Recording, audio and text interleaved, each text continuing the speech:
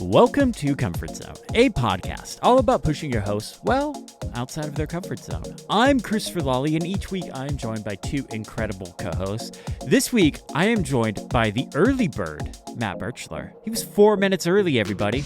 Hello. Thank you for once again airing our dirty laundry in front of the world. Matt's usually late, but that's because he's big business boy Birchler. And joined by my other early bird, because she's always early with me, is Niléane. Niléane, how are you? I'm doing well. Today you're getting wet hair, Niléane. I was just in the shower. My hair it smells good. I can absolutely smell it from from the here. microphone. Yes? Yep. I smell through the microphone. It smells amazing. Smells like coconut. No, it's probably Okay. no. Wait, I'm smelling something else. no. Smells like burnt toast. Why does something smell like burnt toast all of a sudden? it smells like flowery shampoo. You must know. Yeah. Nice. All right. Well, we have a feedback thing, and I think, Niléane, you put this in here. I know it was kind of directed towards you, so I'm going to let you go for it. Yes, we had. So the funny thing, we had two feedback from two people, and those two are named Alex. And as far as I understand, they are two different Alexes.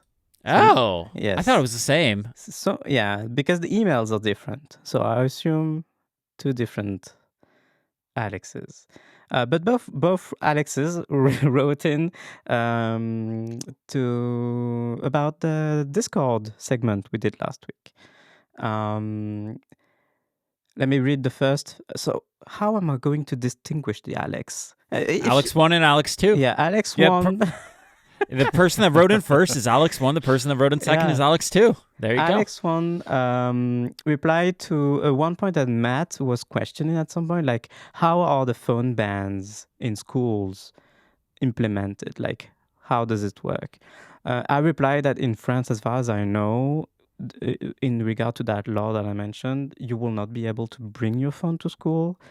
But obviously that law has not passed yet for high schools, so who knows? But they wrote, while I can't speak to how every school does the no phones rule, I can speak to how they do it at my daughter's middle school. Kids are allowed to bring their phones, but turn them into their first period class every morning, then retrieve them at the end of the day.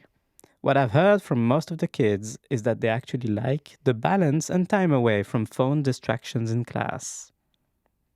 So that's interesting. I think that's one decent way of doing it, like, so that at least the kids can get to their phones in case of an emergency or whatever. And also they have their phones when they leave school and can reach their parents or whoever once they're outside the school. Nice. That makes some sense to me. Yeah, that makes sense. Alex too wrote in and responded in regard to the what I said about the fact that online spaces are precious to queer and marginalized people. And they wrote in that as a queer person growing up much earlier than she did, speaking about me, so people are old. One of the two Alexes is old, is what I'm. So it is one old Alex 1, and old Alex is what we can say. Yeah. Okay, this is getting confusing, but okay. Because what if Alex 1 is older than Alex 2, which is now Alex old? Yeah. And what if they're both younger than me, which would be just hurtful, honestly. Okay, so the Alexes can write back in to let us know how old they are in relation to Matt. But they continue. Those spaces were even more important and relevant. Part of my refuge in my teenage year was to confide in those platforms. That was their infancy at the time, as a place of escape and to discover my community. The late 90s and early 2000s were a very different place on the internet, and generally the acceptance of queer people was very different. And I have a lot of those spaces that no longer exist to thank for helping me to get through it. So yeah, I thought that was nice that they wrote in and spoke about their experience as well in that regard. Yeah, and so you're welcome to leave feedback in the feedback form, whether you called Alex or not. But we welcome all the Alexes. We are inclusive of all the Alexes. Yes. Except Alex Cox. You know what you did. I'm just kidding. Wow. They're just fun to mess with. Okay. That brings us to our single tiny topic, which is truly a tiny topic, because I was reading the old Helium browser release notes today, as you do on a Monday morning. And Absolutely. Yeah. I noticed some fixes that they shipped for their side tabs. And I was like, side tabs? Helium doesn't have side tabs. Oh, was I so wrong? Helium has side tabs. They work how all the other side tabs work. And I'm just bringing it up because I will keep saying it forever and ever. Arc is the most influential UI design product of the last 10 years. It is unbelievable. They have made the entire web browser market adopt this whole thing that was not a thing before, except for in Vivaldi, where it was weird and a weird opera thing. And anyway, unbelievable. Side tabs are everywhere. So when I saw this mentioned in the show notes, I checked it out. I updated Helium just an hour ago. And I checked out the side tabs, and you're so right. Like the way that all those browsers are adding the sidebar, they're doing it in a specific way. Like the way they're designing the sidebar is very much like Arc. Yeah. the way pin tabs work at the top as tiles. And this is, you're quite right. It's crazy. Anyway, shout out to the browser company. Also, shout out to the browser Dumpany, which is what Niléane, you said last week when I was discussing something, and I actually had to make my subtitles project uncorrect that, because it was like, you clearly mean the browser company, don't you? No. You were referencing the browser Dumpany. Listen to last week's episode. I'm so confused. I don't remember. You definitely said browser Dumpany. Okay. I make high quality jokes, it seems. And this week on Cozy Zone, we finished roasting our listeners' home screen, and I think it broke into a yelling match at one point. I think we just started yelling at each other because we all had some interesting takes. So go check that out. For those that aren't aware, Cozy Zone is our member show that we do every week. You get a whole extra episode of us blessing your ears with our vocal tones and mostly yelling. Not really. It is a weird name for that show. I think we probably should have workshopped the name a little bit more, because Cozy Zone really makes it seem like everything's calm. But like the last few episodes have been us yelling a lot. Like Matt made me homeless, without a girlfriend, and careerless. Then there was like the whole Star Wars thing.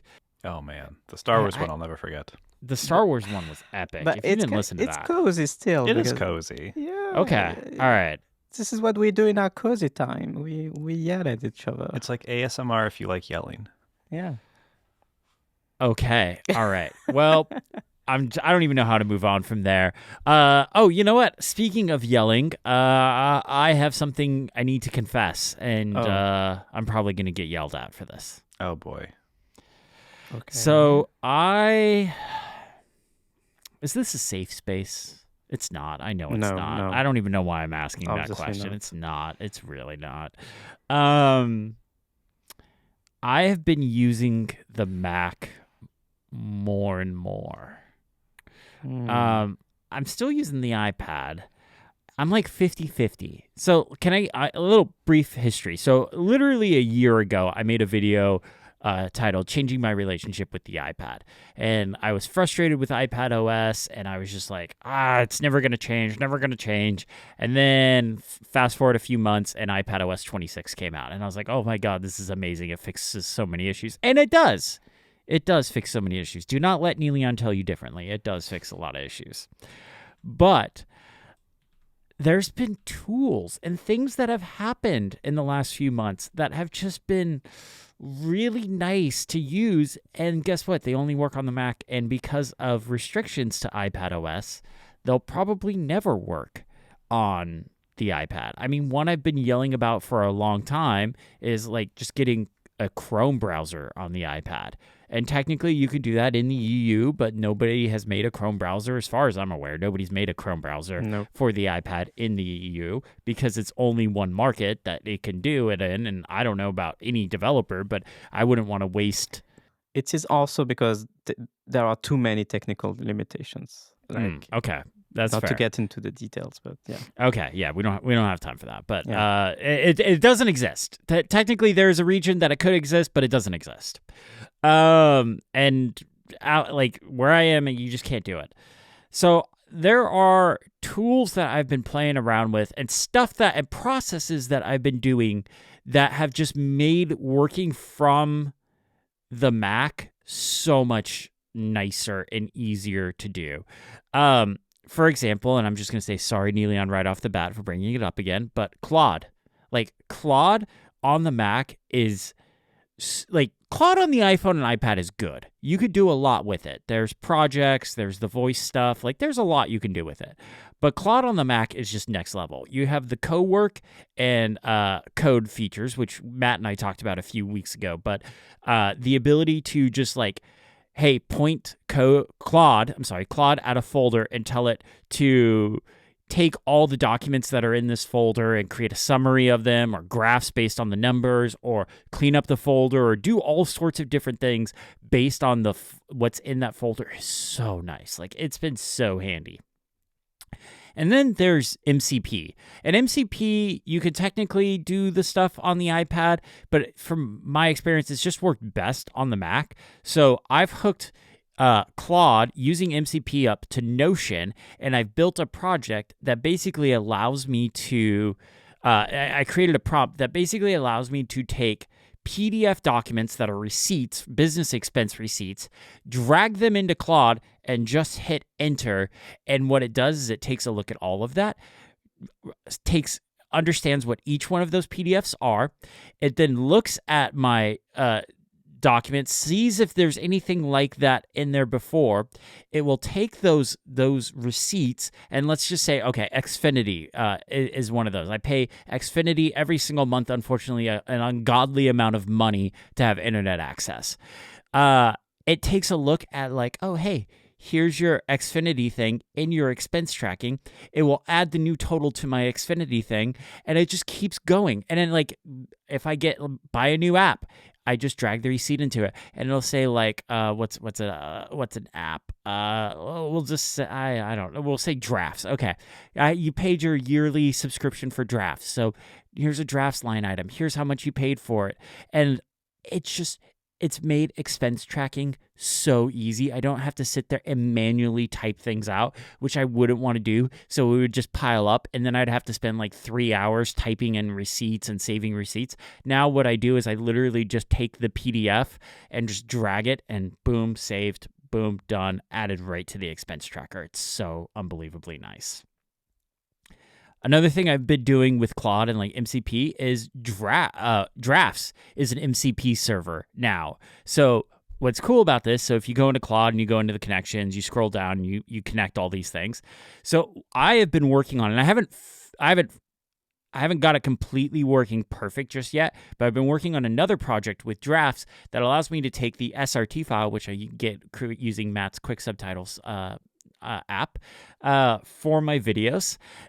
So the SRT file, for those unaware, it's the subtitles file. So it has literally every word that I say in that video. So it has all the mentions of apps, all the mentions of products, all the mentions of whatever I'm going to say will be in the description. And I have it go through, pull all of those apps, get all the links, and just add it right into my Drafts document for the description of the video. It's so nice, and it's still not working quite perfectly. It's not catching everything. I need to keep tweaking it a little bit. But this is always the thing I look forward to doing the least, because when I have links for the show notes or descriptions for my video, I have a lot of links. Like I end up putting a lot of links in my videos, and it takes so long to do it. And I used to have to manually go and get all these, but now I'm just dragging and dropping this SRT file in there, and it's really nice. So yeah, Claude. Niléane disappeared. She's gone. She is no. I think she's mad at me. It's okay. I understand the things you're talking about. I'm not mad. Can I ask a question? Yes. Yes.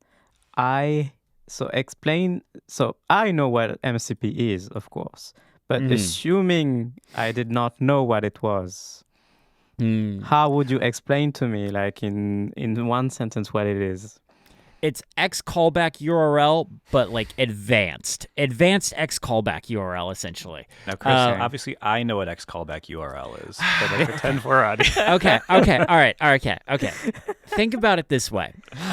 It's kind of like a path. It is a path connecting two different services, using like Claude as the connector. So basically, you're able to type into Claude, "Hey, create this document in Notion," and Claude is connected to Notion, and MCP is the path, and it can go from Claude in the app of Claude, and it connects to your Notion account, and you can do all that stuff. And then you can do things like with drafts and stuff like that. And there's tons of different services that support it. Airtable is one of them. Like all those like big Business Boy Birchler apps, they all support it. Figma now supports MCP.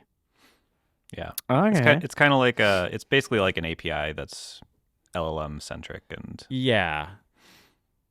Okay. Yeah. But there's a lot you can do with it, and it's really cool. I truly believe. So Apple's big thing was app intents that they were talking about, and this was going to be a part of the next generation of Siri, and this was how you're going to get it to do the when is my mom's flight coming in kind of thing, and it would search your email and pull all that information for you. This is like app intents, but actually works. Yeah, it'll be interesting to see what Apple does with their app intents. I don't think it's actually going to be that big of a deal, and they're going to use MCP. Ooh, sounds like a prediction. My prediction is now that they're partnering with Gemini, they're going to use MCP and not app intents. Maybe app intents might be like part of the hook, but I think the main path is going to be MCP. But anyways, going through a couple of other things. Final Cut Pro for the iPad. I edit a lot of my videos on Final Cut Pro for the iPad, but I have a new issue with it. Oh yeah, you need to export in the background, right? No, that's there now. Remember, we've talked about this. That's there now. That's not a problem anymore. That's not a problem. Okay. The problem is actually my own making. I bought a fancy new cinema camera, and the bitrate is too high for a base M series computer that doesn't have a fan. Champagne problems. Yes, exactly. This is absolutely a problem of my own making. My Canon R5, I was able to edit footage. I was able to edit that footage on the iPad, no problem. With the Canon C50 that I have to go in and turn the playback mode. I have to turn it into performance, and even then it still stutters a little bit, and I hate it because it looks like crap while I'm editing. And I know like the final outcome is not affected by this. The final outcome of the product is not affected by this. But while I'm editing, am seeing a very low resolution of the product. Like really bad. It is frustrating. It is very frustrating, and it is very annoying. And because of that, I've been doing like initial edits on the iPad Pro and then exporting the project and then like doing all the B-roll stuff on the Mac, and that's really frustrating. The other thing too, and it's another champagne problem, because I got a fancy cinema camera, it doesn't have what's called IBIS, which is in-body stabilization. So what that does is it kind of stabilizes your footage as you're recording it, combined with lens stabilization. So you don't really have to do a bunch of like post-production stabilization. Like normally the footage right out of the camera is just fine. But this camera doesn't have IBIS, so I just have lens stabilization. And the footage looks really shaky. So Final Cut Pro for the iPad doesn't have post-production stabilization in it. Only Final Cut Pro for the Mac does. So I'm having to put the project on the Mac and click the stabilize button for some of this footage, and that's really frustrating because there's not really a good way to stabilize footage on the iPad again. And it's just like, it's killing me. It's killing me. And there's like a bunch of other like smaller things like Time Machine. Having that on the Mac is a big deal for me because I am still not comfortable with the idea of how iPads do backup, meaning it only backs up to iCloud when your iPad is locked and plugged into power. And my iPad isn't in that position a lot because it usually charges when I'm sitting at my desk that's behind me when it's plugged into my monitor. And that's when I'm using it. I don't usually like plug my iPad in and just leave it locked and off. Oh, I didn't realize that's how it worked. Yeah. I assumed it would just go, if it had enough battery, it would just do it in the background. My iPad is never plugged in. Like, it plugs in when it's low on battery and I need to charge it up, but like, it's not sitting overnight. That's probably when yours does backups. And for most people, that's going to be fine because you're not adding a bunch of new data to your iPad. But I, who edits video on my iPad, who's using a cinema camera, who the file sizes are very large now, have very big files. So it's practically never backing up, and I get the notification all the time of your iPad has not been backed up in 3 weeks. And that really makes me uncomfortable. So I'm like, oh, that's there. And then like the other side is I have a bunch of Hazel scripts set up that automatically back up like when I create new video footage, when I add new video footage to my Mac and stuff like that into certain folders, it backs up that footage automatically. It backs up thumbnails. It backs up final video projects automatically. It does a bunch of stuff where it takes that and creates versions of that on my NAS outside of Time Machine because I don't really like using Time Machine as an archive. I don't want to use Time Machine as an archive. I have my own separate archive for stuff I know I need to pull up. So it makes me uncomfortable that the iPad doesn't have proper ways of automating that. And before anyone tells me, yes, you can make shortcuts, automations, and stuff like that, they don't work. I've tried it. They don't work with large files. They will work like once or twice, and then they just give up. It doesn't work right. So I have come to the place where I am striking a balance now. And I think it's a healthy balance where my iPad is my singular focus device. Like if I am focusing on a single task, like writing some scripts, knocking out some emails, working on small video projects like short form stuff, which I've made a bunch of short form stuff lately, but I haven't published it because I'm still like figuring out what short form should be. I don't want to just publish stuff for the sake of publishing. I'm really trying to figure out what it is before I start pushing this. But so I've been doing all that on my iPad, but like bigger projects, like big videos and stuff like that, I've been doing it on the Mac. And I kind of like this balance. I kind of like this. I like that. And I've been like doing things like locking down my iPad more, where I've been taking off more distracting apps. I've been locking down notifications and things like that. And I think I'm at this point where what I'm probably going to do is I'm probably going to have my iPad be my portable machine where if I'm working at this desk or my living room or out of the house or traveling or whatever, that's my main machine for that kind of stuff. And then I'm going to get either when they come out, an M5 Pro Mac Mini or an M5 Mac Studio, and I'm going to use that as my main desk machine. And I don't know if you know this, but if you spec out like an M4 Pro Mac Mini and an M5 or an M4 Mac Studio, and they're about the same specs, there's only about a $300 difference there. And if you're spending like $3,000 on a computer already, $3,000 isn't that much. If you're spending $3,000 on a computer already, $300 isn't that much. 3,000 would be that'd be different. So I think that might be what I do. But yeah, that's kind of been like where I'm at right now. That's kind of been my secret confession, is that I've been using the Mac more and more, and I kind of like it because there's just tools there that are on the Mac that just aren't going to come to the iPad. And I think I've kind of finally come to the realization that the iPad isn't going to get these unless Matt Birchler's recent blog post comes true. Oh, you mean the one where I caused a stink because I said they were going to kill iPadOS? Yeah, you got some. You know what's funny is I like quote posted your blog post on like all the platforms, and nobody came to me and was like, "This won't happen." They all went straight to you, and I was like, "Okay, I'm good with this." They went straight to the source, and I respect they that. Yeah, I'm like, you know what? I'm good with that. They directed their anger at the right guy. Yep, they did, and I appreciate that. But yeah, so that's kind of where I'm at. I don't like I feel uncomfortable, but I think that's actually a good thing because I need to push myself outside of my comfort zone, and I need to be trying new things. And when I always fall back to just working on the iPad, I get comfortable, and I feel like I get put in this like rut almost of like kind of covering the same things. And when I get uncomfortable, that's when I feel like I'm at my best. So I'm kind of enjoying being uncomfortable at this point. Nice.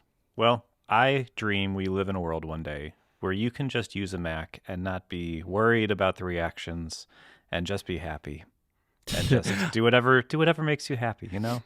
There's a reason why this is a comfort zone topic and not a video. Fair enough. What I'm hearing is you need a computer. Who doesn't? I mean, an iPad is a computer. Yeah. Right. Cracking a cold one open, by the way, because after that topic, I need it. It is 8:30 where Chris is right now. 8:30, people. Yeah. Yeah. Okay. Well, thank you for sharing with us, Chris. Yeah. Absolutely. Thank you for making it a safe space. I think the most baffling one is the backup stuff. Yeah, that's really bad. But the fact that I, as an iPad Pro user, I think, and this is, I don't even think this is egotistical to say. I think it's fair to say I am in the top 1%, maybe even 1% of 1% of iPad users as far as the knowledge of how the iPad works goes. And the fact that I can't point my iPad at my NAS and tell it to back up, the file system there is ridiculous. Yeah. Yep. Yeah. Oh, yeah, not to go down too much of a tangent, but like those, you said that like you have those huge files with Final Cut and the video stuff. Like, do you even want that part of your backup? Like, is that part of the device backup? You do. Okay. Yeah. 100%. Because what if I am working on a big video project and the Mac dies or something gets deleted or something like that? I absolutely want those. And you know what? Like those big files, when it's on my MacBook Pro, they back up to my NAS so fast. Like I am backing up hundreds and hundreds of gigs almost every day, and it backs up to my NAS incredibly fast. And I have a limit on my NAS, so my NAS is basically partitioned into two separate I forget what Synology calls it, but essentially there's two different pools of storage. There's my archive pool and there's my Time Machine pool. And my Time Machine pool is limited to 18 terabytes, and then my archive gets the rest. And only so 18 terabytes. Oh man, it can't ever go past 18 terabytes, which gives me like a couple of months of backups. Which is just enough for me to like work through projects. And then like if I need to go back, and because like this has happened to me before, and I've been better about this in the past of like I work with a sponsor, and sponsors was really happy with a video. Oh, hey, we want to sponsor you next month as well. You can just use that same sponsor segment that you used in the last video. And I'm going to go, oh, crap, I deleted that video project already. Because I don't want to back up the whole project, because that would be hundreds and hundreds of gigs for every project. And that's just too much storage. So I've gone back into Time Machine in the past, pulled that project, got the sponsor spot out, and then just was able to put that back in there, which saves me a ton of time. Okay. I just thought of a Cozy Zone episode we should do about our backup strategies, because I'm realizing they will be very different. Ooh, that's a good episode. Yeah. One of us is a chaos monster. It's Matt Birchler. He always is a chaos monster. I just don't know how to use computers, guys. I don't know. I'm just fumbling my way through. Yeah. All right, Matt, what do you got for us this week? Okay, well, I too have a confession to make.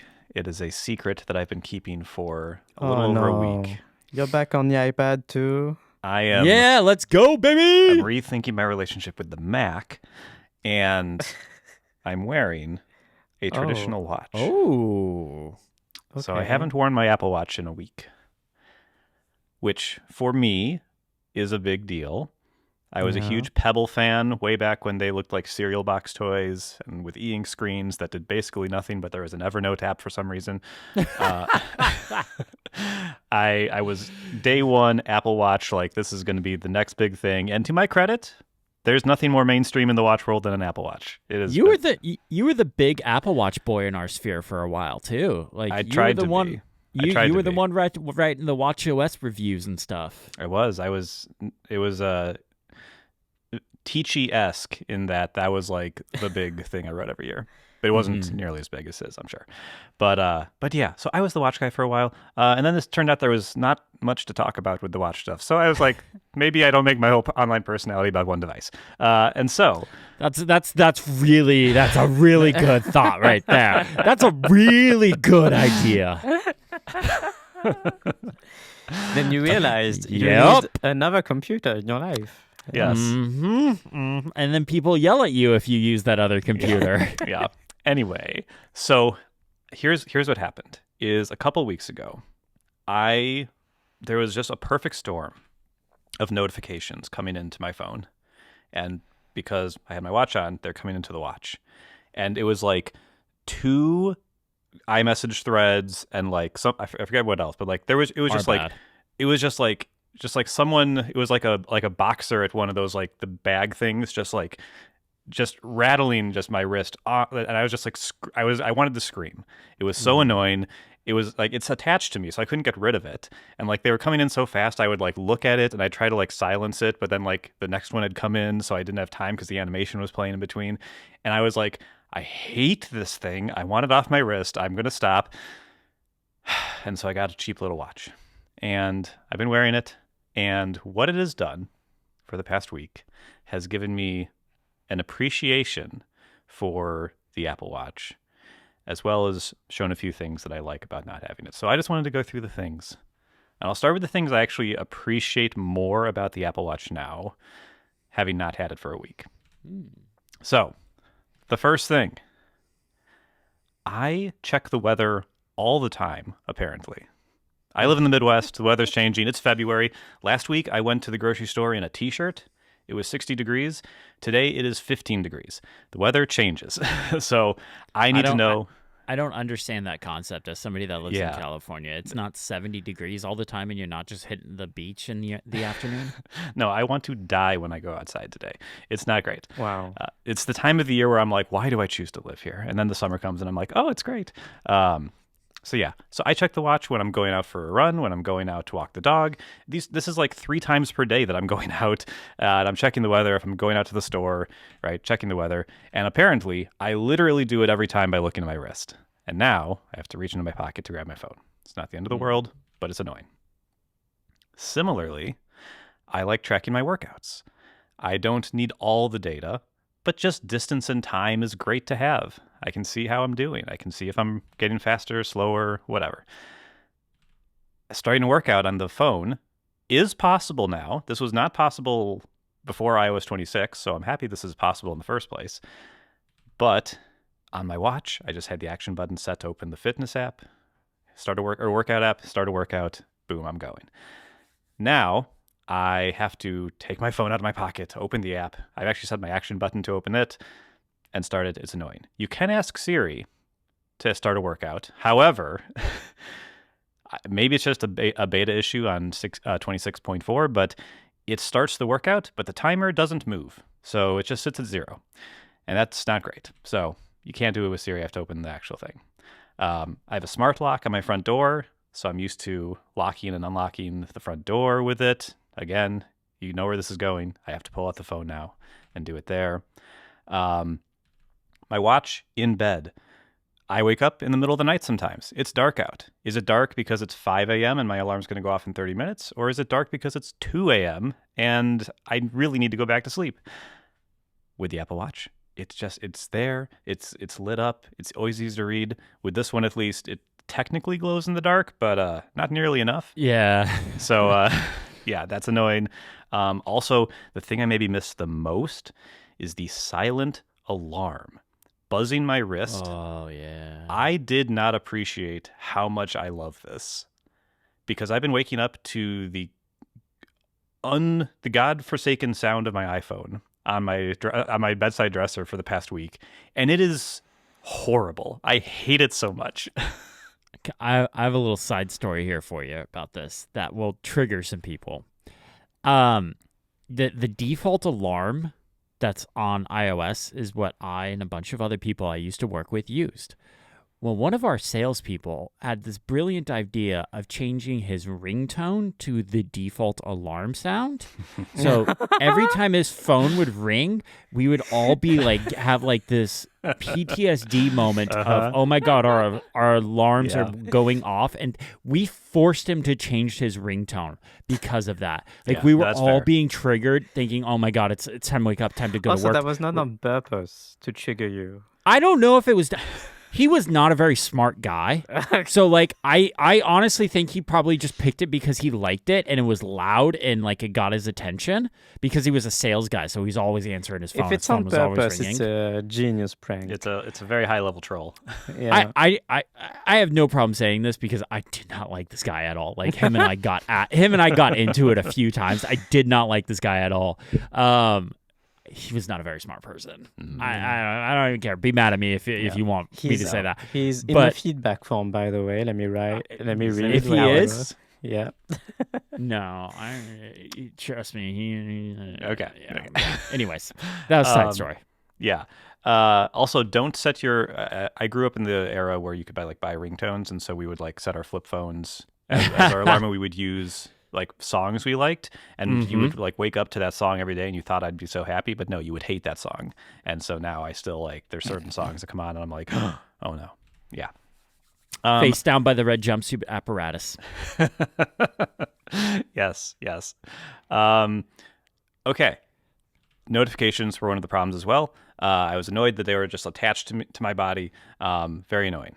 Now, I'm still getting those notifications, and because of the challenge, I was hearing those notifications as well as feeling them.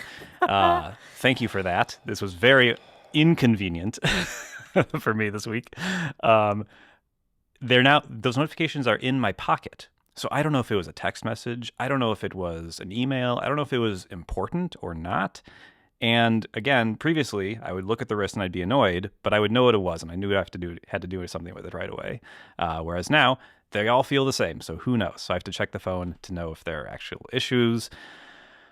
I missed the passive health tracking. So there's a whole bunch of health like stuff that's going on in the background, and you can every once in a while I'll open the health app and I'll see like my month-over-month trend or like several years of trends of like what's my cardiovascular health, like what's my VO2 max. Like these are interesting things to see, and I will not have those if I stick without this.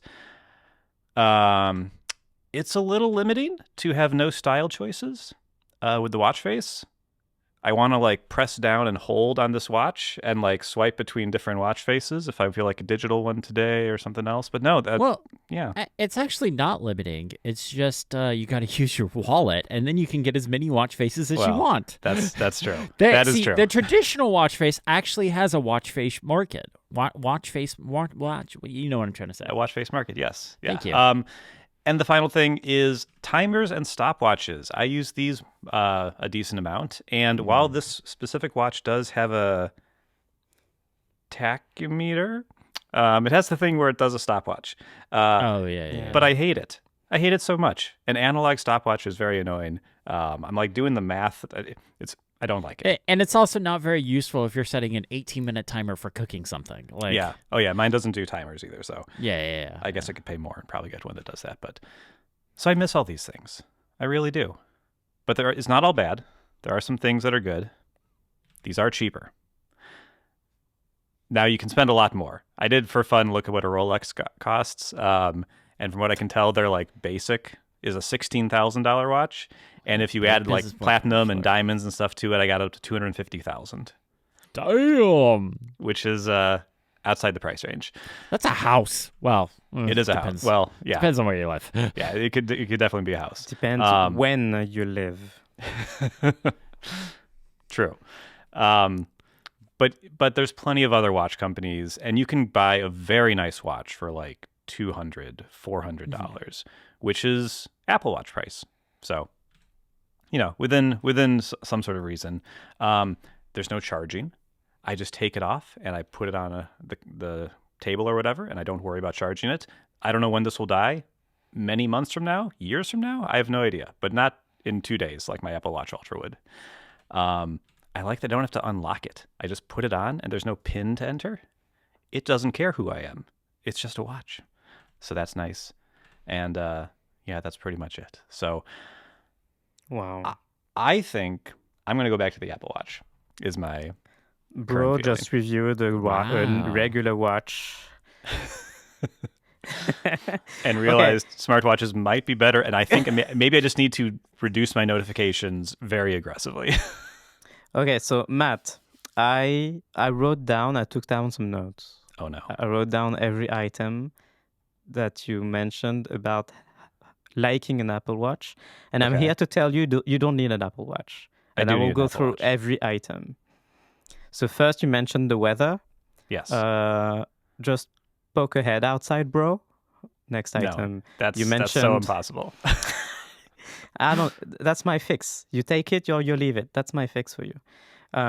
Second item, you need to work out. Yeah, live your life. Don't stop torturing yourself with that. He's in his 40s now. He needs to work out. We want him to last, I wanna make at it to my least another 10 50s. years. Like, come on. We know. We need him to work Just out. be happy. Stop. Yeah, slavery is over. It makes me happy. Third item. You needed to unlock your smart lock. Yes. Yeah, just get a key. Okay. No, I Fourth left that life item. behind. No, just use a key. It's fine. Keys are fine. I will never understand the smart lock thing. Just use a key. Nobody was ever bothered by the key. I don't know why Oh, I disagree. the Silicon Valley wants to abolish keys. I disagree. The whole world is dealing just fine with keys. Stop it. No. Niléane's wrong. I don't have a single key on my key ring. All I have is my Mustang Neither car do I. fob That's an insane and thing to an say. AirTag. Okay. Yeah. Fourth item, you said you need to check the time at night. Yes. Yeah, when you wake up. Yeah, just so use a clock. There are Yeah, clocks get an that, LED alarm clock. We Yes. have one in our bedroom. Yeah. Yes, just Yeah. No, clock. that you can Insane. get them in there I quite know, dim. right? Like, You can get a clock. yeah, this is the one I agree with Niléane No, on. I don't like this at all. Just have Yeah. a clock. It's the most compelling so far, but I don't love it. Fifth item, you said the silent alarm is great. I Yes. think you should try one of those alarm clocks that fill the room with light instead of doing sound. No, Those are you know what you amazing. get? You know what you get? You get the alarm clock deaf people use that shake the bed. Oh, wow.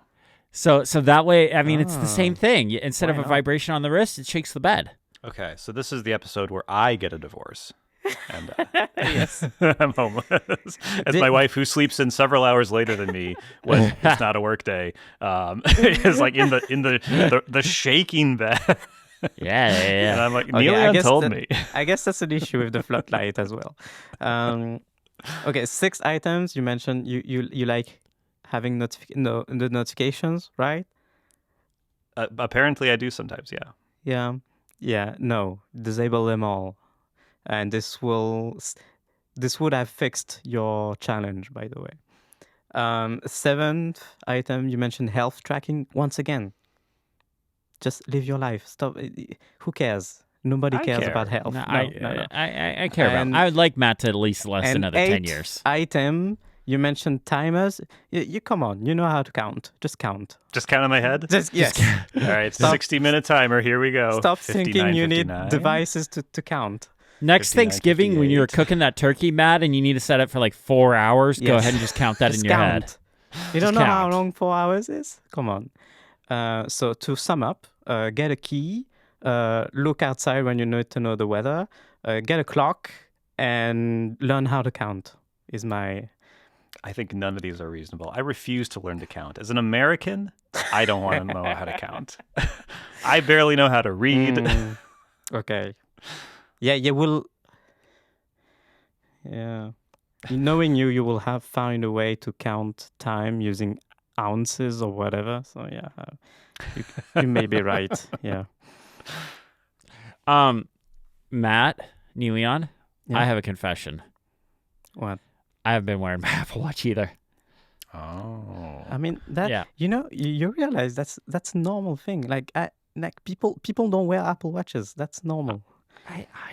I have been like Matt. My Apple Watch was going nuts with notifications, and I just ripped the thing off, and I haven't put it back on. And I'm happy, except for our challenge this week. But we'll get to that. That almost caused a divorce in my house, and I'm not even married yet. Oh boy. Yeah. Okay. Okay. Well, thank you for hearing me out, and I'm gonna put that Apple Watch back on it pretty soon, I think. But I'm gonna go as long as I can without. Okay.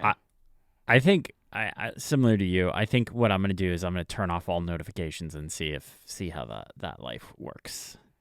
Yeah. I wish. Here's what I wish. I wish there was a way for me to like set a like a circuit breaker. Like if I start to get X number of notifications over a certain Yeah. time period, just stop delivering them. Just assume that Yep. I don't need them. Like give me snooze them for a little bit. That's something I think they need to do with group chats. Like if group chats are really active, Yeah. they need to stop delivering notifications for each individual message, and then they just need to be like like you said, like every few minutes, give me a summary of what's going on, like or like because that's always the big thing for me. That's always my Apple issue. Is already group does summaries, Chris. They Have do you not summaries. seen? Okay, But they still summaries- deliver every notification and then update Yeah. the summary every Yeah. single time. It would be nice, Yeah, yeah, it's just like- like once this chills out, then send me the summary notification. Yeah, Yeah, Like- that would be actually nice. that would be really really nice. All right, should we get into the challenge? Yes. Okay, it was Niléane's challenge. What did you curse us with? So this will be short and sweet, I'm sure, to review. The challenge was live with sounds on your iPhone for a full week. Considering that I assumed, and I rightly so, assumed that we all live with our iPhones in mute permanently, as sane people do. And yeah, so I challenged us to just turn it off, just go back to sounds on. Which is how most people seem to use iPhones, by the way. I think we are in the minority. But Ooh, I'd love to see numbers on this. I yeah, don't think that'd we be are, but interesting.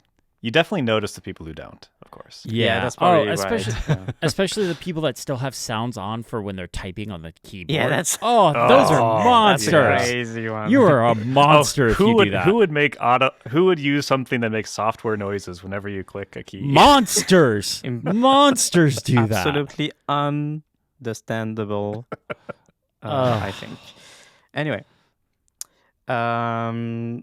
so I think I think we should do this as a conversation. How did it go? I hated this. Day one, Danielle commented on like, "Why is your phone making noises?" Yeah. Because her phone doesn't make noises, my phone doesn't make noises.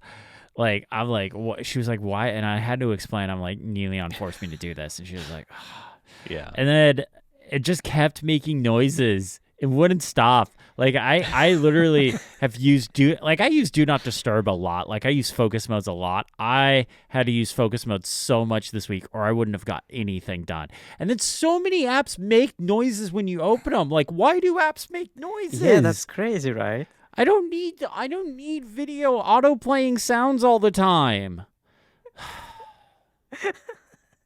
I mean, I had my phone in the other room, and it just kept going bloop, bloop, bloop, and I had to get out of my comfortable couch, and I had to go all the way over there and shut the stupid thing up.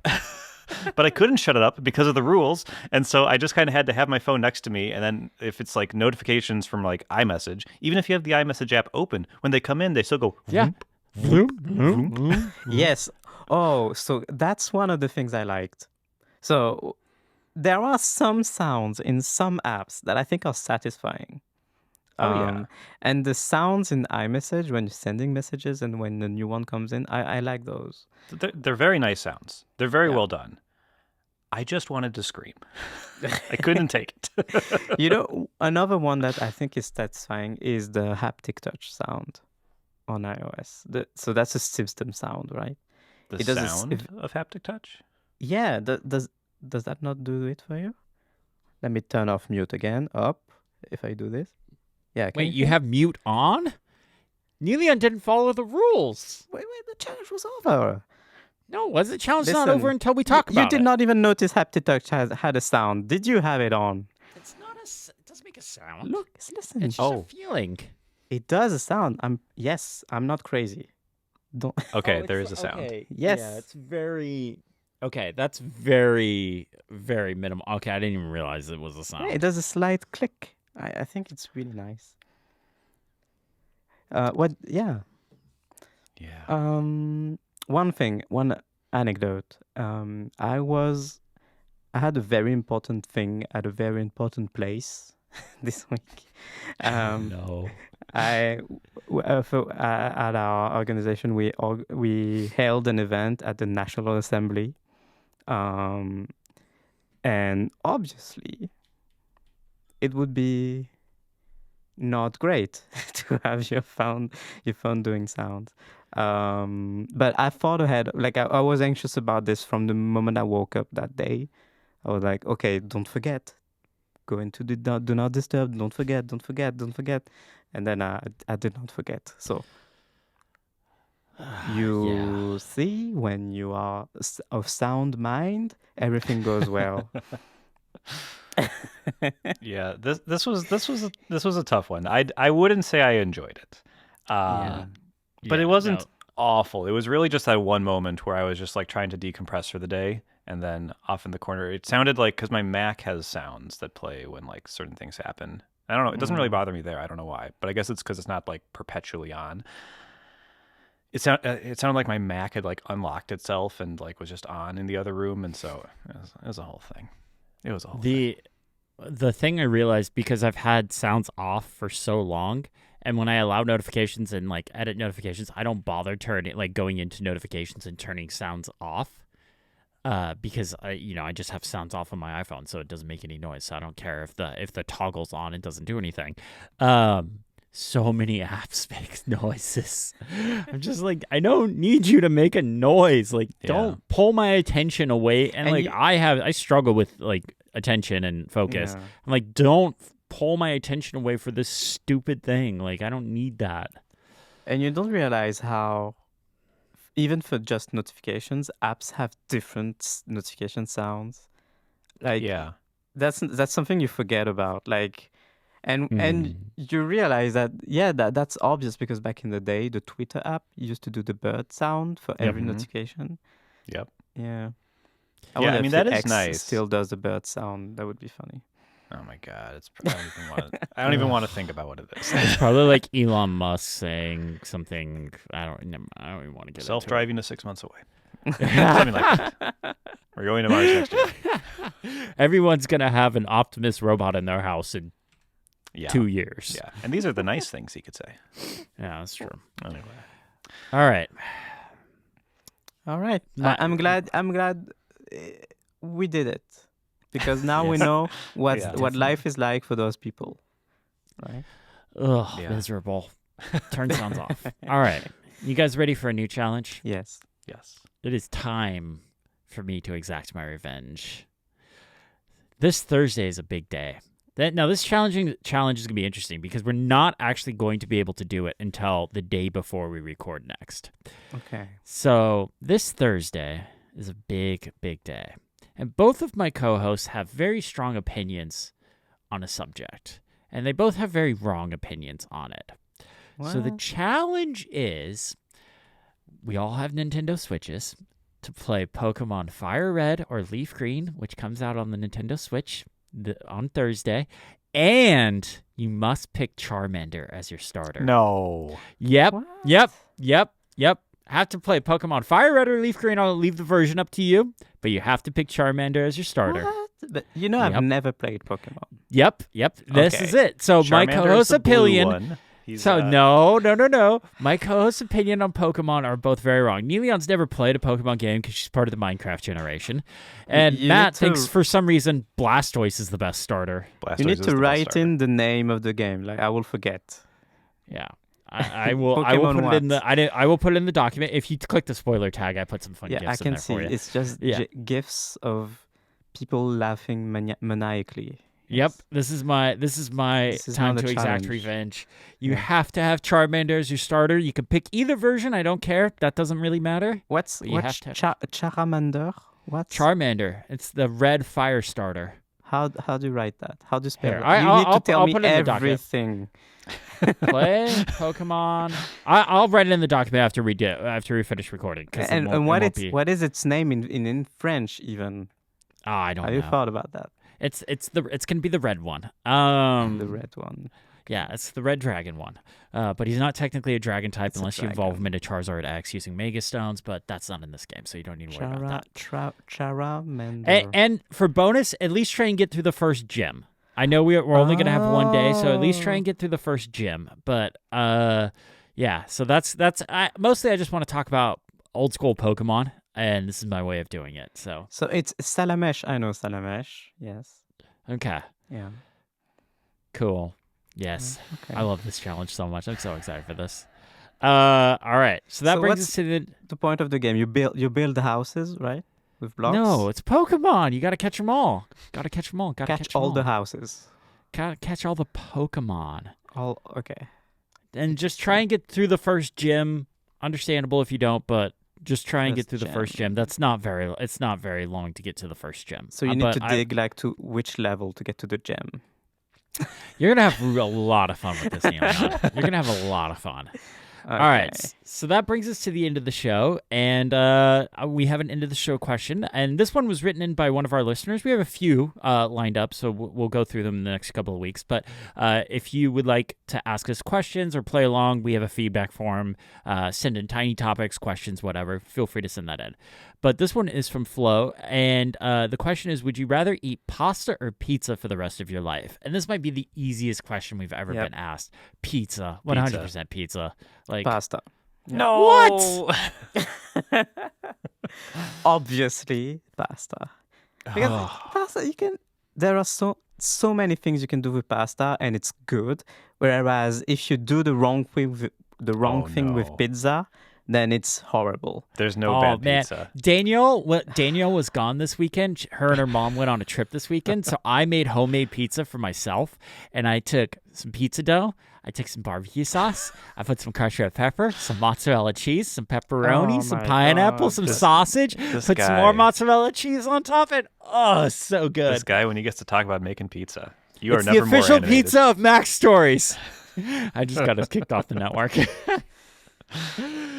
Oh my God. Pizza is an American invention, and it involves pineapple. Yes. Yep, that's true. That's true. True story. Title. All right. Well, thank you all so much for listening.